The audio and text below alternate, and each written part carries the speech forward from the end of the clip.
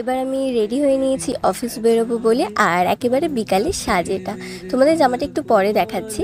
এই এখন খেয়ে নেবো একটু পায়েস, আর আমাকে বোন একটু আশীর্বাদ মতো করে নিচ্ছে। মা যেহেতু করতে পারছে না তাই আমাকে বোনই করে দিচ্ছে, একটু টিকা লাগিয়ে প্রদীপ দিয়ে একটু আশীর্বাদ, মানে আশীর্বাদ না আর কি, কি বলবো এটাকে, যাই হোক ওই মায়ের হয়ে আশীর্বাদ করে দিচ্ছে। তো এখন খেয়ে নিচ্ছি পায়েস, আর আমার মাও খাওয়াবে পায়েস।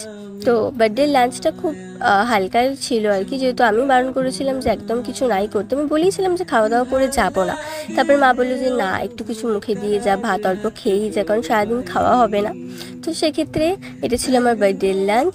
তো আপাতত এগুলো খেয়েই আমি ঝপ করে দৌড়ে দৌড়ে বেরিয়ে পড়লাম অফিসের জন্য। আর অফিসে এসে দেখছি আমার ডেস্কটা সুন্দর করে বেলুন দিয়ে সাজিয়ে রেখেছিলো, আর এই যেখানে মিষ্টি নিয়ে সমস্ত নিয়ে হাজির।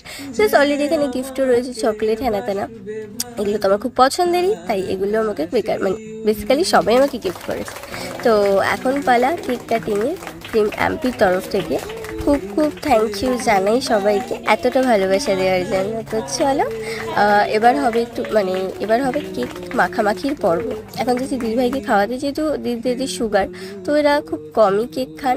তো যাই হোক, এই যে সবারই একটা ভয় যে কেক আনলেই সবাই 10 হাত দূরে যায়, কারণ এই যে মাখামাখির পর্বটা হয় মানে খুব বাজেভাবে, যাই হোক খুব মজাও হয়। এই যে এখানে দেখতেই পাচ্ছ কেক মানে খাওয়াবার বদলে মাখানোই আগে তো প্রয়োজন, মানে এরকমই একটা ব্যাপার। তো এগুলো আমরা খুব এনজয় করি বলতে পারো।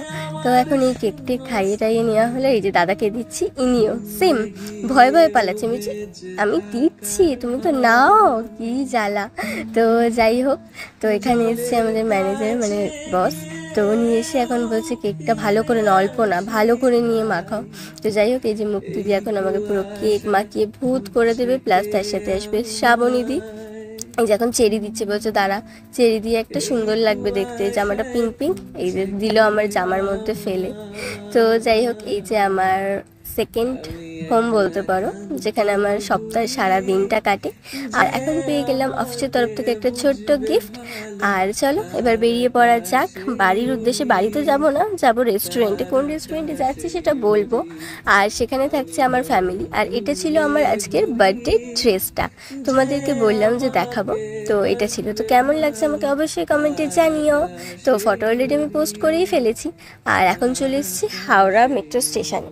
হাওড়া মেট্রো স্টেশনে ফার্স্ট আসছি। আমি রেগুলারই যাতায়াত করি মেট্রোতে, বাট হাওড়াতে তো নামি না, হাওড়া মডার্ন নামি।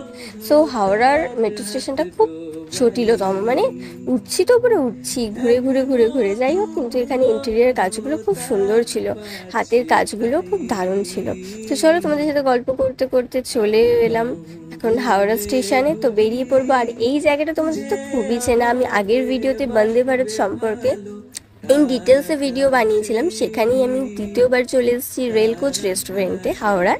তো কিন্তু এখানে এসে আরও একটা জিনিস দেখলাম যে এখানকার যে মেনু কার্ডটা সেটা চেঞ্জ হয়েছে, প্লাস দামগুলো 30-40 টাকা খাবারের এগুলো বেড়ে গেছে। তো অবভিয়াসলি তো বাড়বেই সময়ের সাথে সাথে। তো যাই হোক, কিন্তু খাওয়া দাওয়ারের টেস্ট ঠিকঠাকই ছিল, একটু আধটু তো মানে একটু হ্যান্ড চেঞ্জ হলে যা হয় খাবার দাবারে সেরকমই, বাট অল ইন গুড। তো আমার মা বাবারাও আসতে খুব লেট করেছিল, সেই জন্য বোরিং লাগছিল, সিট বুক করে অলরেডি বসেছিলাম আমরা।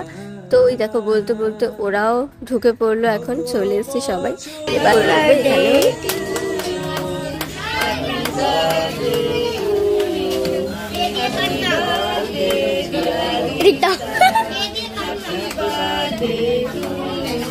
তো বলতে বলতে চলে এলো এখানে খাবার দাবার। স্টার্টার্সে অর্ডার দেওয়া হয়েছিল চিকেন কাবাব আর ক্রিপসি বেবি কর্ন।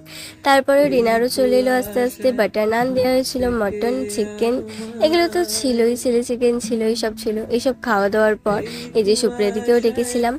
আর খাওয়া দাওয়ার পর এখন বেরিয়ে পড়েছি। এই যে গঙ্গার ফুরফুরে হাওয়া খাচ্ছিলাম দাঁড়িয়ে দাঁড়িয়ে, এত সুন্দর লাগছিল। ওই দূরে লেলিন ক্রুজ, আর কি গল্প করছিলাম যে আমরা একদিন যাবোই লেলিন ক্রুজটাতে, তো ওখানে গিয়ে মজা করব। তো দেখো বাচ্চারা এখানে এত মজা করছিল, আর সুপ্রিয়াদি ছেলে তো কিছুতেই আসতে চাইছিল না। রিজু আর সুপ্রিয়াদির ছেলে মিলে আমার বোনকে এত বিরক্ত করেছে, আমার বোন তো রেগেই যাচ্ছিল। যাই হোক, কিছু মিশিয়ে বেশ দিনটা ভালোই কাটলো। সবাইকে অসংখ্য ধন্যবাদ আমার দিনটাকে স্পেশাল করার জন্য। তো ভিডিওটা ছিল আজ এতটাই, দেখা হবে আবার নেক্সট কোনো ব্লগ নিয়ে। তো ততক্ষণ তোমরা ভালো থেকো, সুস্থ থেকো, এখনের মতো বাই।